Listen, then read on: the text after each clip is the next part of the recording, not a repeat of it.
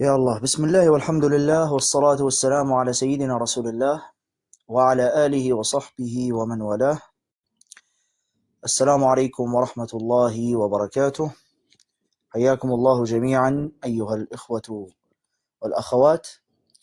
نحييكم في هذا البث المباشر الذي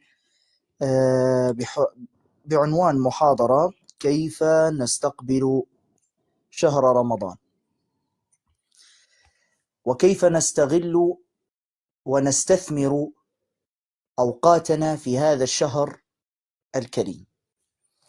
لأن لا يخفى على أحد أن شهر رمضان في عليه حرب شعواء لتضييعه من بين أيدي المسلمين، يريدون تضييع هذا الشهر من بين يدي المسلمين. وسنأتيها هذه النقطة إن شاء الله تعالى. أول شيء نريد أن نعرفه ما الهدف من شهر رمضان؟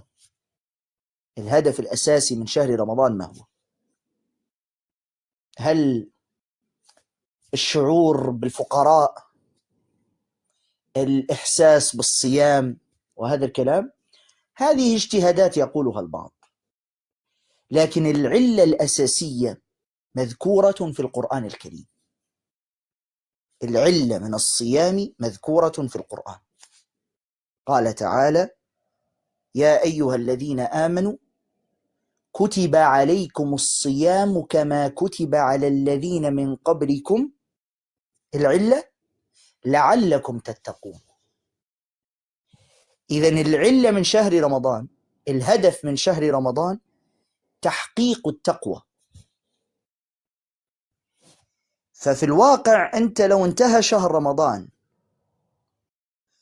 وخرجت من شهر رمضان دون تحقيق تقوى،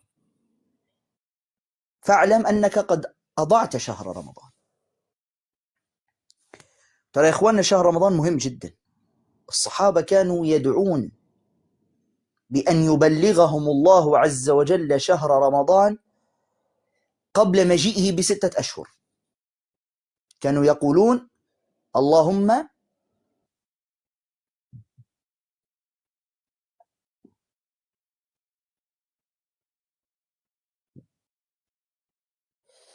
جزاك الله خيرا يا أخي الكريم. معلش ساعدوا لي في التعليقات، ما اسمه هذا الأخ شامي؟ جزاك الله خيرا يا أخي الكريم، أسأل الله أن يعوضك. شام تقريبا اسمه الأخ، على كل حال شامي، جزاك الله خيرا. فإذا أنت خرجت من شهر رمضان دون تحقيق التقوى، فهذا أمر في غاية الخطورة. لذلك كما قلنا أن الصحابة رضي الله تعالى عنهم كانوا يدعون الله عز وجل أن يبلغهم شهر رمضان قبل مجيئه ب6 أشهر، قبل شهر رمضان ب6 أشهر. كانوا يقولون اللهم بلغنا رمضان. طيب، فبالتالي تحقيق التقوى في شهر رمضان شيء مهم جدا. والتقوى أساسها هو الخوف من الله عز وجل، الالتزام بأوامر الله تبارك وتعالى. هذا أهم شيء في التقوى. تقوى الله عز وجل هو فعل ما أمر الله تعالى به واجتناب ما نهى الله عز وجل عنه. هذا باختصار تعريف التقوى. الأمر الثاني، كما أخبرتكم قبل قليل، شهر رمضان عليه حرب شعواء، حرب شرسة جدا جدا من قبل أعدائنا بتضييع أوقات المسلمين في هذا الشهر. تجد يتركون كل الشهور يتركونها، لا يتذكرون المقالب والمسلسلات والأفلام والبرامج والمسابقات كله لا يتذكرون كل هذا إلا في شهر رمضان. لماذا؟ ما السبب لا يتذكرون هذا إلا في شهر رمضان؟ يعني نحن عمرنا ما سمعنا أن في هذه الكمية العظيمة من البرامج والمقالب والمسلسلات والأفلام، يعني في شهر شعبان مثلا، أو في شهر رجب، أو في ذي الحجة، أو في ذي القعدة، دائما فقط شهر رمضان. طبعا كلامي هذا لا يعني أن مثلا الممثلين أعداء للإسلام أو كذا، في منهم أصلا يعني ما يعني قد يكون هو بنفسه مغفل أو مضحوك عليه، أو أصحاب البرامج لا يعني أن هم أعداء للإسلام وكذا، لكنهم هم ضحية كذلك لهذا الأمر. أنا أتكلم عن الرؤوس الكبيرة الذين ينشئون مثل هذه الأفكار، وهم أصلا معروفين من أساسا، يعني ليسوا من بني جلدتنا أساسا، فيخدعون حتى الممثلين نفسهم. لذلك يا إخواني واضح جدا أن حتى أعدائنا من غير المسلمين عارفين أهمية هذا الشهر، ولذلك تجدهم يكثرون من الملهيات في هذا الشهر ليبعدوك عن التقوى. طبعا أنت لن تتحقق التقوى فيك وأنت تتنافس في شهر رمضان كم كملت مسلسل. لن تتحقق التقوى فيك وأنت تتنافس أنك أنت وزميلك كملت هذه البرامج كلها في شهر رمضان. كيف ستتحقق التقوى وإذا التقيت بصديقتك قلت لها ماذا شاهدت حلقة اليوم ولا ما شاهدتيها من برنامج كذا ومن مقلب كذا ومن مسلسل كذا؟ كيف ستتحقق التقوى بهذا؟ وهل شهر رمضان شرعه الله سبحانه وتعالى لهذا؟ لأجل أن يعني نبقى على التلفاز 24 ساعة ونتنافس؟ طبعا المسلسلات لا تتوقف أبدا، مسلسل وراء مسلسل، يمكن في الساعة الواحدة 50 مسلسل أساسا، والتنافس على أشده، والمشاهدون يتنافسون، تابعت هذا المسلسل، تابعت هذا البرنامج، حتى في وقت الإفطار والناس يأكلون مشتركين. فالموضوع مش صدفة ولا مجرد تسلية، الموضوع هدف، والمستهدف هو أنت وأنت، لكي لا ينطبق عليك وعليك قول الله عز وجل لعلكم تتقون.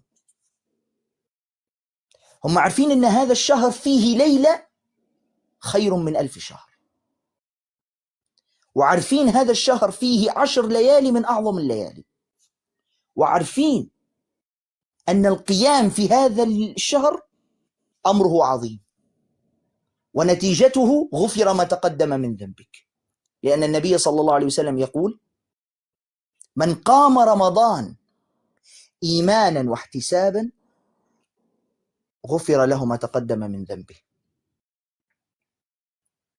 بالله عليك حين تضيع هذا الشهر الفضيل كله في البرامج والمسلسلات والمقالب و ينطبق عليك هذا القول، هذا الحديث ينطبق عليك غفر ما تقدم من ذنبك. يا اخوانا ترى شهر رمضان فرصة. أنا حاس بيك يا من تقول عادي إذا ضاع هذا الشهر جاينا شهر آخر، أو جاينا شهر رمضان مرة أخرى ونعوض. هي هذه الكلمة التي أنت تقولها الآن وناس قد قالوها والآن موجودون في القبور، قالوها قبلك في السنة الماضية، قالوها وهم الآن في القبور، ضاعت عليهم الفرصة. فلا تخدع نفسك ولا تجعل الشيطان يخدعك. شهر رمضان أيام فضيلة وقليلة وتذهب بسرعة شديدة، فمن لم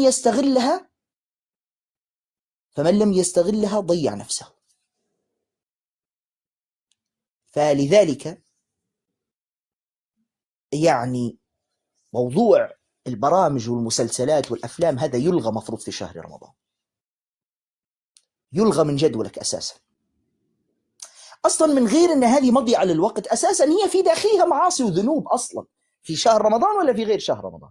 تجد المتبرجات والقذارة والسفالة وقلة الأدب في هذه المسلسلات وهذه الأفلام وهذه البرامج. يعني من غير أن هي مضيعة للوقت أصلا، هي أساسا يعني فيها من الذنوب والمعاصي. إلا اللهم برامج دينية، برامج قرآنية مثلا، برامج تحث على التقوى، طبعا هذه مستثنيات. أنا أتكلم عن المسلسلات والأفلام والأشياء التي يعني محرمة وتضيع الوقت. طيب، قلنا النقطة الأولى تحقيق التقوى. النقطة الثانية لا تضيع وقتك في البرامج والمسلسلات. النقطة الثالثة تخص النساء وكذلك الرجال في شهر رمضان. ضياع الوقت في الطبخ والإسراف. ترى يا جماعة والله شهر رمضان يعني شهر لتحقيق التقوى، مش شهر مجاعة، مش شهر مجاعة. وين هذه الأمور التي نراها في شهر رمضان، الكوارث التي نراها؟ 50 صنف في جلسة واحدة لعائلة متكونة من 4 أنفار، 50 صنف. وين هذا؟ هي مجاعة؟ يعني أكلك في شهر رمضان زي أكلك غير شهر رمضان، ما يختلفش الموضوع. يعني وين شنو اللي اختلف بالضبط؟ يعني ما الذي اختلف أساسا؟ يعني تنافس. لو هذا التنافس اللي في الأكل حصل في العبادات لتحققت التقوى، والله لتحققت التقوى. غير الوجبة الأساسية مع 20 صنف على اليمين، 30 صنف على اليسار، غير الحلو طبعا اللي كأنه يعني غوريلا اللي حتاكل بعد، ولا ديناصور اللي حياكل بعد هذا الأكل هذا كله. بعدين تجيك المرأة بعد هذا كله في الآخر والله غير قادرة على قيام الليل. طبعا غير قادرة على قيام الليل. هو بعد هالأمور هذه كلها قادرة على قيام الليل؟ إن شاء الله بعد هالأمور هذه كلها تكوني قادرة أنك تمشي على رجليك أساسا، مش قيام ليل. فبذلك تكون أنت كزوج أثمت في تضييع وقت زوجتك في شيء أصلا ليس مطلوبا. تمام، نحن ما نتكلم أنك ما تأكل، كل ما منعناك من الأكل. وهذا ليس عدم يعني، هذا ليس تحريضا للزوجة ألا تطبخ لزوجها، لا، اطبخي بالعكس حتى تؤجرين على ذلك. يعني أجر إفطار الصائم تأخذين مثل أجره، إلا أنه لا ينقص من أجره شيء. يعني إفطار الصائم أجره عظيم. ترى أنت كأم أو كزوجة أو كأخت حين تقفين في المطبخ هذه الوقفة مش مجانية، ترى بالعكس هذا كله تؤجرين عليه، وهو من ضمن يعني الأعمال الحسنة التي تقوم بها المرأة في شهر رمضان. هذه من ضمن الأمور الحسنة. لكن عدم الإسراف هذا الذي نتكلم عنه. يعني يكون الأكل في الحدود المعقول،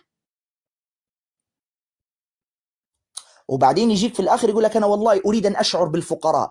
إيش شعور بالفقراء الذي تريد أن تشعر به وأنت حاط لي 50 صنف في سفرة الأكل؟ أي شعور بالفقراء هذا؟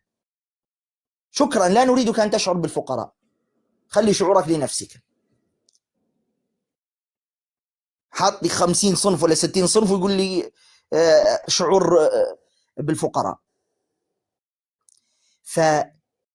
فالإسراف في الطبخ والأكل يؤدي إلى تضييع العبادات، وكذلك يعني حتى إسراف في المال.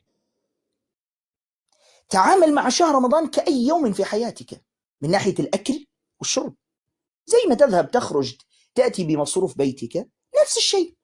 طبعا هذا الكلام بالدرجة الأولى للنساء.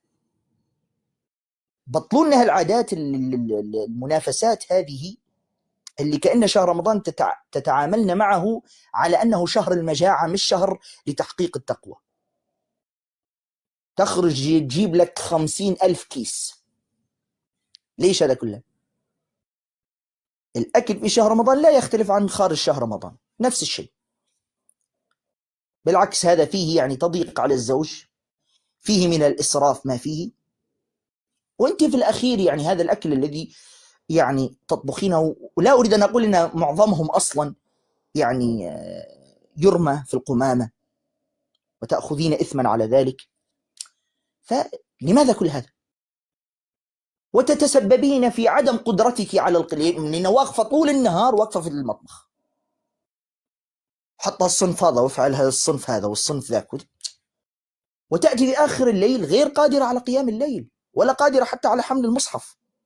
وهكذا كل يوم إلى أن ينتهي شهر رمضان، ولا كأنك فعلت شيء، تيتي مثل ما رحتي مثل ما جيتي، ولا تحقق التقوى، ولا كأن شهر رمضان مر عليك أصلا في حياتك. كذلك أنت كزوج بطل الحركات هذه. ليش حاطين لنا صنف واحد ولا صنفين؟ وإذا حطت لك يعني صنفين مثلا، متت من الجوع؟ مات أولادك من الجوع يعني؟ فحتى يعني الأزواج بطلوا هالعادات السيئة هذه. صنفين زي طبيعة أكلك قبل شهر رمضان. لا يجي يقول شهر رمضان وعاملين صنفين فقط. إيه وإذا كان يعني هو شهر رمضان ليس شهر الأكل يعني والشرب.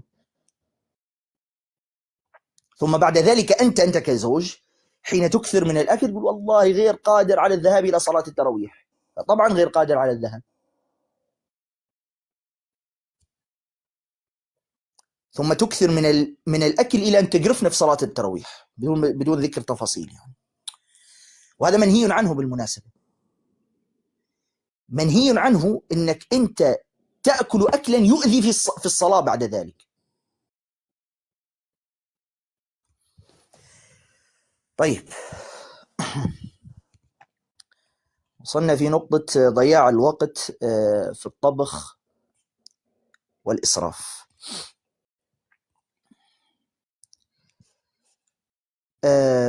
كذلك فيما يخص الجمعات في شهر رمضان، بعض النساء وحتى الرجال بالمناسبة سبحان الله لا يتذكرون الجمعات والجلسات إلا في شهر رمضان. تجد النساء اليوم الجمعة عند فلانة، واليوم وغدا الجمعة عند علانة، ويا ريت يا ليت هذه الجمعة جمعة فيها ذكر لله، صلة الأرحام، أو لا كلها قرمة وغيبة.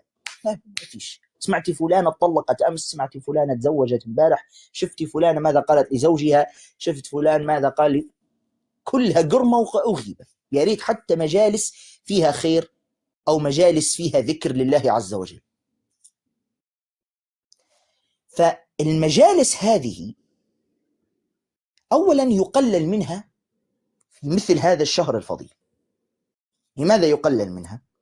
لأن كما قلنا هذا الشهر للعبادة واستغلال العبادة، مش للجمعات واللمات، وإنما لاستغلال العبادة.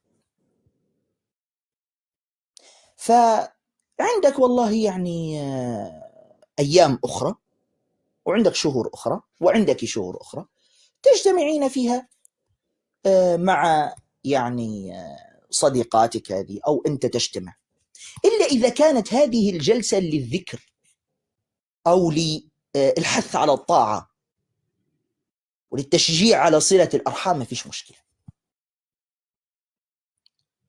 لكن انتبهوا من أن تكون هذه المجالس لبث الفتن والأشياء السيئة والغيبة والنميمة. طيب النقطة الخامسة ألا وهي تقسيم الوقت. لا بد من عمل جدول لنفسك ولنفسك لشهر رمضان. لازم من الآن جدول نفسك على شيء معين لشهر رمضان. لازم ما يضيع الشهر رمضان هذا والأخريات إذا أعطانا الله عز وجل العمر، لازم ما يضيعش. كيف؟ أولا، ترى شهر رمضان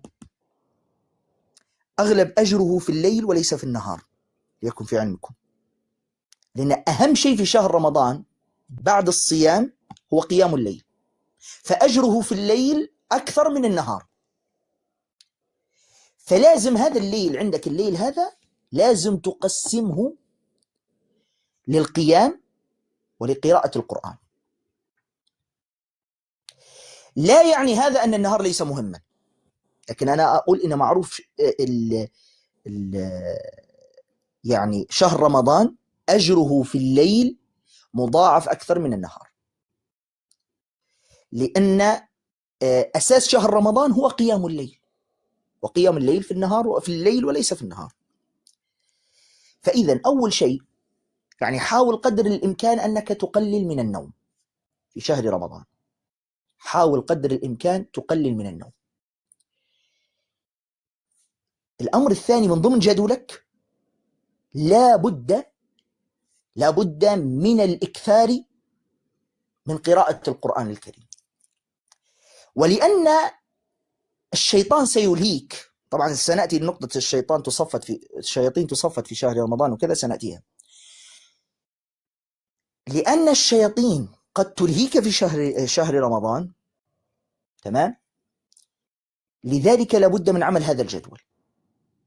ما هو هذا الجدول؟ بعد كل صلاة لابد أن تقرأ 4 صفحات أقل شيء. تنتهي مثلا انتهيت من صلاة الفجر، 4 صفحات من القرآن الكريم.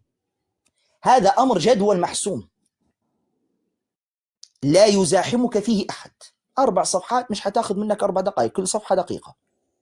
تخيل 4 صفحات كل صفحة دقيقة، والحرف الواحد من القرآن الكريم ب10 حسنات. تخيل الحرف الواحد في القرآن الكريم ب10 حسنات. يعني أنت فرضنا قرأت قل هو، هشوفها، قل هو 4 حروف 40 حسنة. طيب ما أهمية هذه الحسنات؟ اقرأ في قوله تعالى إن الحسنات يذهبن السيئات. يذهبن السيئات، هذه الحسنات تذهب سيئاتك، تساهم في مغفرة ذنوبك. فلذلك 4 صفحات بعد كل انتهاء صلاة أمر، هذا جدول أساسي. تريد أن تزود هذه بعدين أخرى وحدها، بس هذا جدول لا يتغير. 4 صفحات مع انتهاء كل صلاة.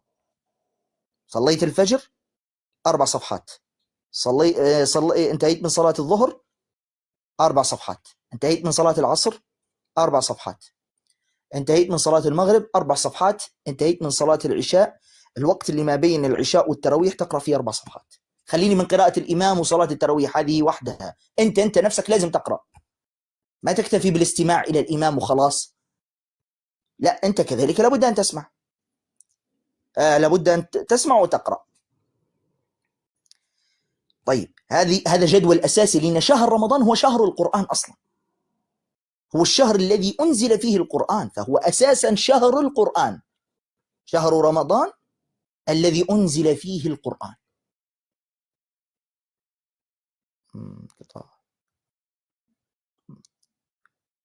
واضح الصوت يا إخوة؟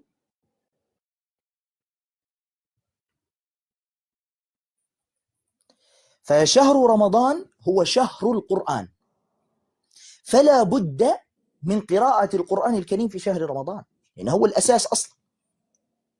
القرآن والقيام أساس شهر رمضان بعد الصيام طبعا، القرآن والقيام.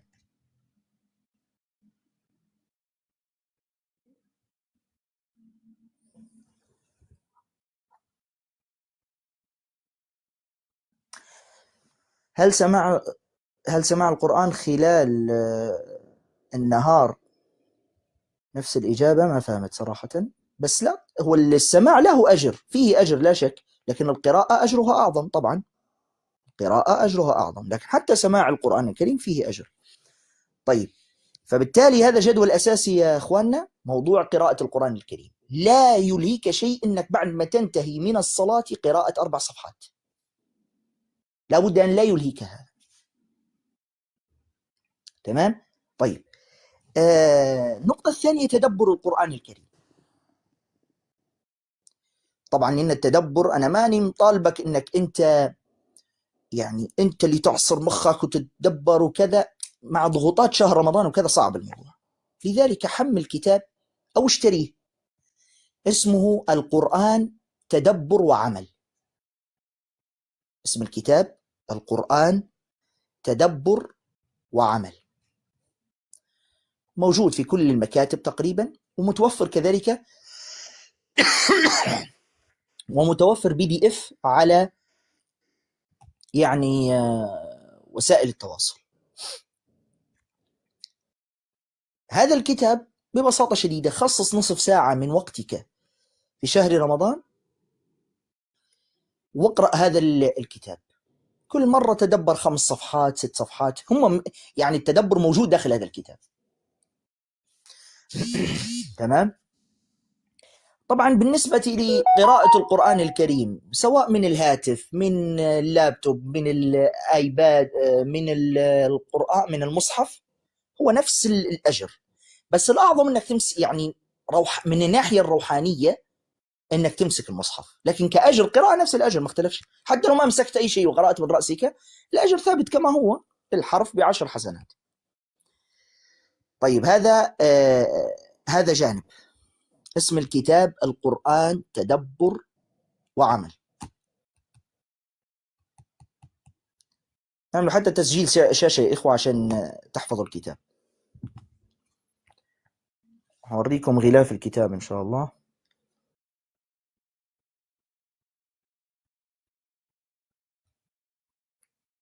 القرآن تدبر وعمل، هذا غلافه.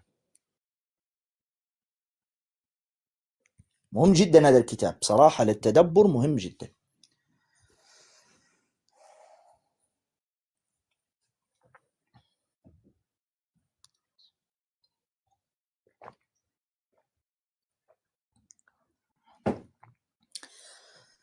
طيب، في ملاحظة مهمة جدا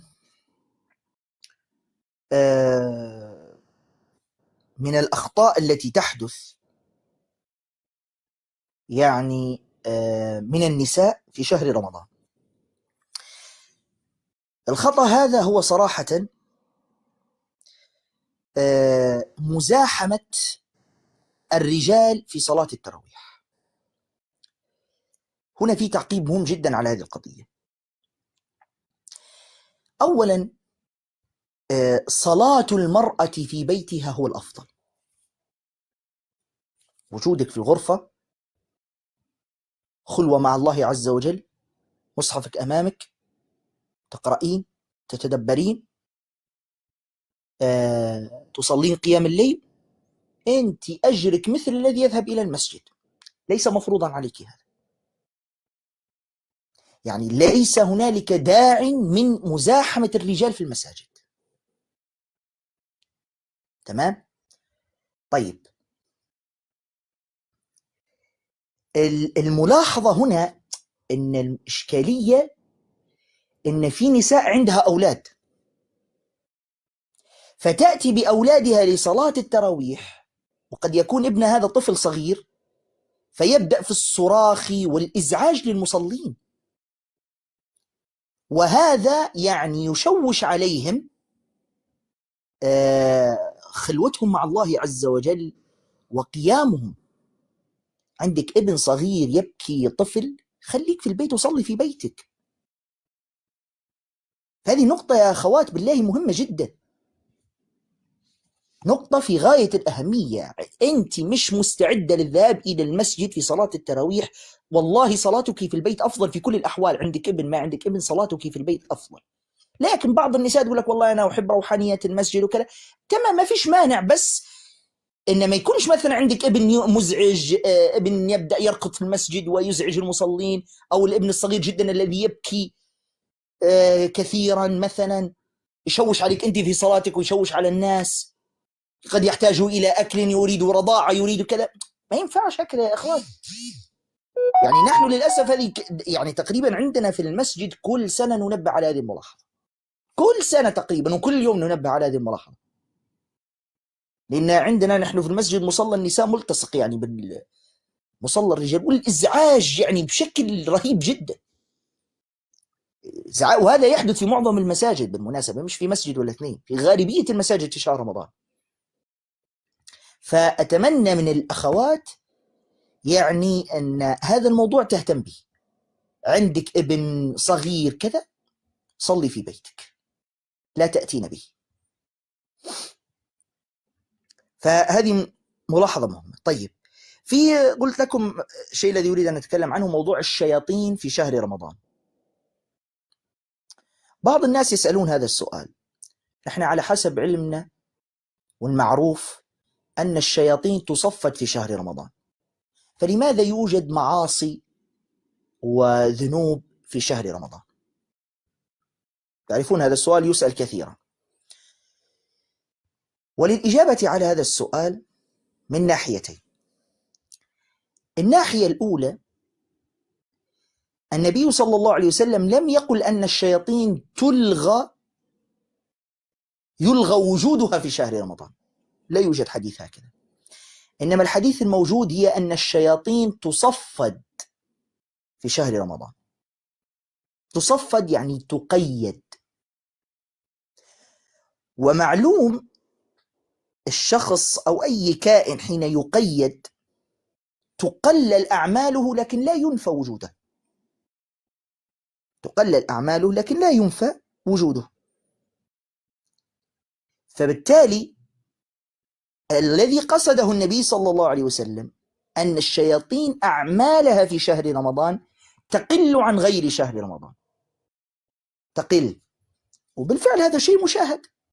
يعني في شهر رمضان تجد حتى الذي لا يصلي يبدأ يصلي، الذي يرتكب ذنوب أغلبيتهم يتوقفون عن هذه الذنوب. هذا أمر مشاهد ومعروف، وقد صدق النبي صلى الله عليه وسلم في ذلك.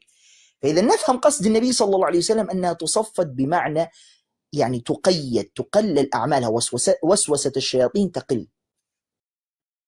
هذا الجانب الأول. الجانب الثاني يا أخواننا، لازم تعرفوا أن الإنسان الوساوس التي تأتيه ليست فقط من الشيطان، في كائن آخر يوسوس لك غير الشيطان. أقول هذا الكلام؟ في شيء يوسوس غير الشيطان طبعا. وما هو هذا الشيء؟ النفس. نفسك، كما قال الله عز وجل: إن النفس لأمارة بالسوء. في نفسك التي بين جنبيك هذه تأمرك بالسوء. ووسوسة النفس أصلا أكثر من وسوسة الشيطان، وخطرها أكثر من الشيطان. فبالتالي القرآن الكريم أخبرنا أن الوسوسة تأتي من شيئين: من الشيطان ومن النفس. والأكثر من النفس، لأن النفس أقرب إلى الإنسان من الشيطان. فلذلك هذه يعني النقطة التي نحتاج إلى معرفتها. بارك الله فيكم. طيب، في شيء آخر عندكم في التعليقات تريدون أن ننصح الناس به؟ اكتبوا لنا في التعليقات إذا في شيء تريدون أن ننصح به الناس في هذه المحاضرة.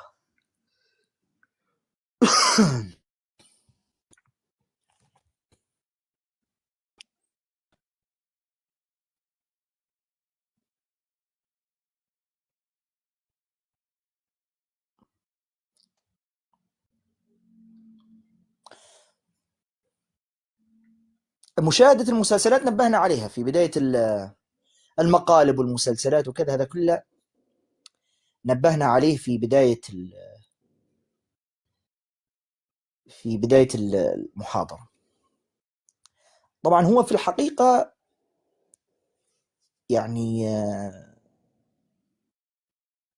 برامج المقالب يعني أسوأ من المسلسلات، برامج المقالب، لأنها للأسف تشجع على بث الرعب بين الناس، تشجع على بث الرعب وإخافة الناس. معلوم أصلا مقلب لإخافة أخيك المسلم هذا من المحرمات. في نقطة أريد أن أتكلم عنها في شهر رمضان، صلة الأرحام. والله يا إخواننا نحن في زمن عجيب جدا، نحن في زمن حتى الأخ لا يطمئن على أخته، الابن لا يطمئن على أمه. أنت متصور الإجرام الذي نعاني منه في هذا الزمان؟ يعني نحن تجاوزنا فتنة مرحلة العم والخال والعمة والخالة، هذه منسية من زمان، هذه منسية من زمان. لا أريد أن أفاجئكم أن 90% من الناس لا يتصلون بأعمامهم ولا عماتهم ولا خوالهم ولا خالاتهم، 90%. مع أن هذا من الفرض بالمناسبة، لأن الأعمام والعمات والخالات والأخوال من الفرض التواصل معهم ولو بمكالمة. لكن فتنا هذه المرحلة مع الأسف، وهذه هي خطوات الشيطان، وصلنا إلى الأخت والأم. بالله عليك يا من تشاهدني، أنت مستعد تقف بين يدي الله سبحانه وتعالى وأنت لا تطمئن على أختك؟ بس يا شيخ أختي متزوجة، ولو كان. خذها قاعدة هذه أيها المشاهد، الرجل يعني تحديدا. الأخت تزوجت، طلقت، أرملة، عندها أولاد، ما عندها أولاد، تبقى تحتاج إلى كائن اسمه أخ مهما كان عندها من الأولاد، وتزوجت واستقرت وأمورها تمام التمام، لكنها تحتاج إلى كائن مخلوق اسمه أخ. طبعا تحتاج إليه بشكل مضاعف إذا كانت غير متزوجة أو مطلقة أو أرملة، هذه تكون الاحتياج يكون مضاعف. ما الذي يضرك إذا ذهبت إلى أختك المتزوجة بشكل أسبوعي إلى بيتها وتطمئن عليها، أو تدعوها إلى بيتك، أو تتصل بها؟ هل تحتاجين إلى شيء يا أختي؟ هل تحتاجين إلى مصروف؟ وإن كانت متزوجة، يعني حتى يا أخي حتى مجرد كلمة قلها تطيب خاطر. هي بنسبة كبيرة حتقول لك مش محتاجة، يعني لو هي مش محتاجة حتقول لك أكيد مش محتاجة. يعني يا أخوان انتبهوا لأخواتكم، ترى المرأة كائن ضعيف. وطبعا المرأة هنا نتكلم عنها بشكل عام كأم، زوجة، أخت، بنت، أي كان، بس نحن الآن في مرحلة الكلام عن الأخت، لأن والله الأخوات مظلومات يا أخوان، الأخوات مظلومات جدا. وأنا للأسف الشديد لا يعني يؤسفني أن أقول هذه الكلمة، أن كثيرا من الزوجات إلا من رحم ربي طبعا، في زوجات صالحات قانتات، أسأل الله أن يجزيهن خير الجزاء، لكن أنا أتكلم عن الزوجات التي ما دخلن إلى أسرة إلا وفرقت وشتتت هذه الأسرة. ماذا استفدت؟ يعني شتت هذه الأسرة، فرقت هذه الأسرة، أو كما أوهمك الشيطان وزخرف لك، أخذت زوجك إلى جانبك وأبعدتيه عن أمه وعن أخته وعن أهله. أترجين منه خيرا؟ لا والله لا ترجين منه خيرا. أنا دائما هذه أقولها قاعدة، وهذه كلامي للزوجات. الزوج الذي يتخلى عن أخته وأمه وأهله ويوهمك أنه معك، ويوهمك أنه معك، والله الدور جاي عليك، والله الدور جاي عليك.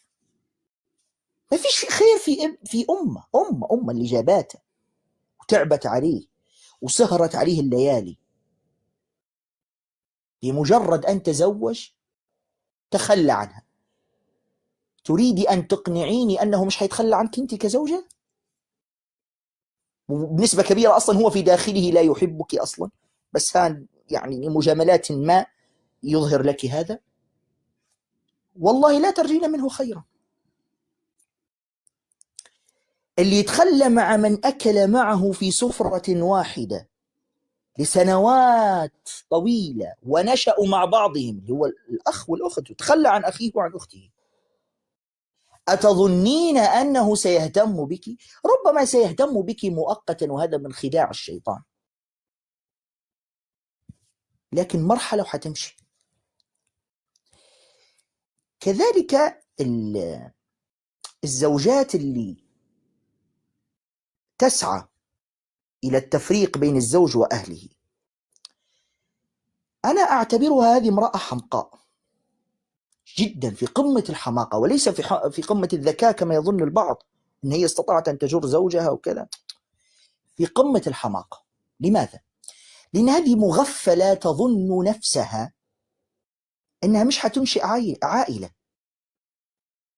أتظنين نفسك أنك لن تنشئ عائلة؟ طيب أنت بعدت هذا الزوج عن أهله، ما أنت حتنجبي أولاد، ستنجبين أولاد، وهؤلاء الأولاد حيكونوا إخوة وسيكبرون وسيتزوجون وسيذيقونك من نفس الكأس الذي أذقتيه. مستبعد هذا؟ مش مستبعد. فالذي بيته من زجاج لا يرجم الناس بالحجارة.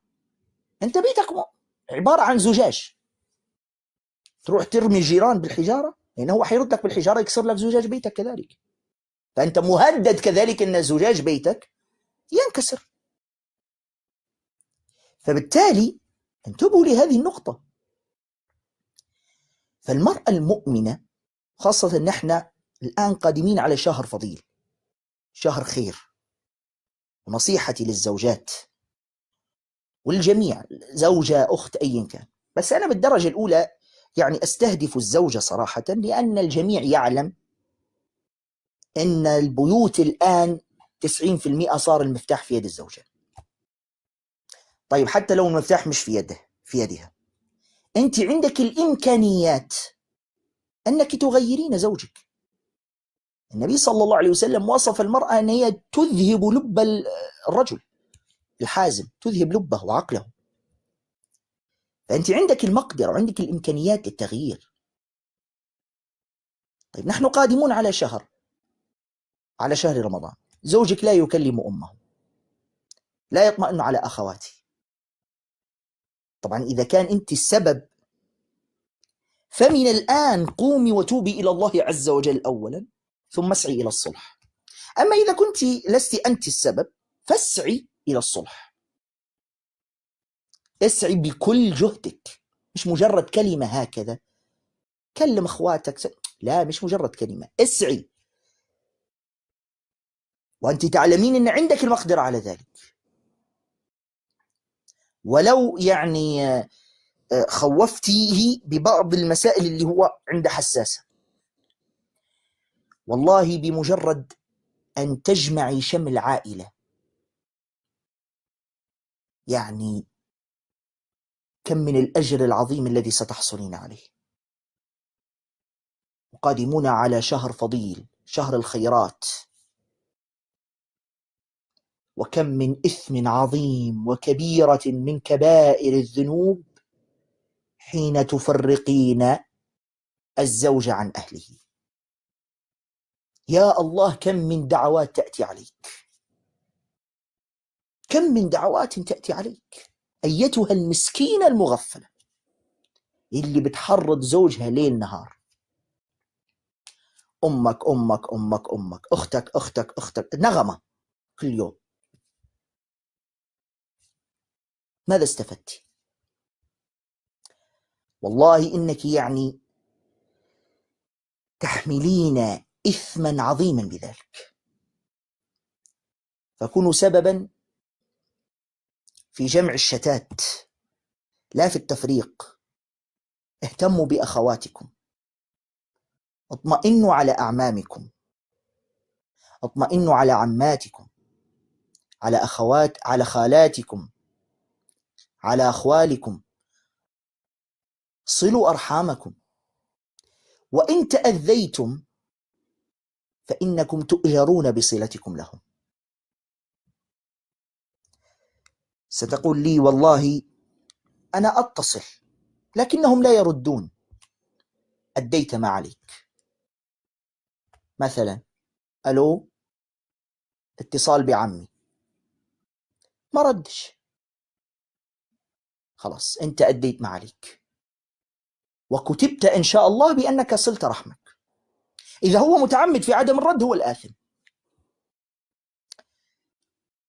اتصلت بعمك أو بخالك أو أي من صلة من الأرحام وقال لك يا كذا يا كذا وبدأ في شتمك وسبك، طيب جزاك الله خيرا، السلام عليكم، أغلق الخط، أنت مأجور وهو آثم. فأنا أكلمك عن الأبعد فالأبعد، فما بالك يعني بالأم والأخت والأخ، هؤلاء طبعا يعني استثناء. أصلا لا أدري كيف تنظر أمام الناس وأنت لا غير مهتم بأخواتك. خلاص. فسريعا هكذا لأن سأذهب للصلاة. لذلك أذكركم أيها الإخوة بتقوى الله عز وجل، وبروا آباءكم وأمهاتكم، وصلوا أرحامكم، وأفشوا السلام، وصلوا بالليل والناس نيام، بإذن الله تدخلون الجنة بسلام كما قال صلى الله عليه وسلم. سبحانك اللهم وبحمدك، أشهد أن لا إله إلا أنت، أستغفرك وأتوب إليك، والسلام عليكم ورحمة الله وبركاته.